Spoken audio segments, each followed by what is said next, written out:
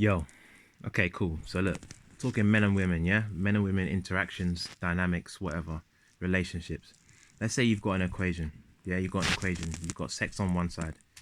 And when it comes to an equation, as you all know, there's another side to the equation. There's always another side to the equation, okay? So you've got sex on one side of the equation. And for men and women, we both want sex.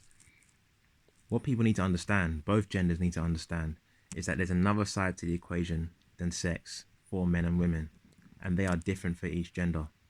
And the more you can satisfy or not, and know and understand what the other side of the equation is, the more successful you're going to be with the opposite sex.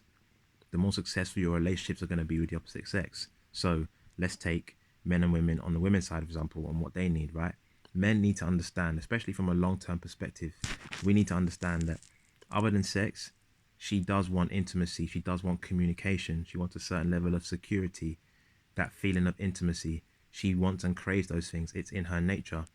So from a long-term perspective, you can't expect to keep her or to be successful with her if you don't satisfy those things other than the sex. That's why, for example, bad boys or guys that girls know aren't really good for them. That's why the relationships always end, right? Because he satisfies probably the sex, right, and the thrill, but he doesn't satisfy the other end of the equation, and long term that can't work. The same thing is for the girls on the bottom and from the other side of the man, right? Women need to understand that the other side of sex for a man is his ego. This is one of the biggest secrets that women need to understand. We have an ego. Now, I don't think ego in itself is a positive or negative thing. I think that the man's choice of how he channels his ego is what makes it positive or negative. But nonetheless, we have an ego. And as a saying, right? If you as a girl, if you know how to feed a man's ego in a healthy manner, you can pretty much keep any man who's interested in you. You can keep any man who's interested in you. Why? Because you're fulfilling both ends of the equation. We get our crowns from women. We get our crowns from women. And a lot of our motivation behind life, even if we have a bigger purpose, somewhere along the line, that purpose is linked and attached to a woman of some sort.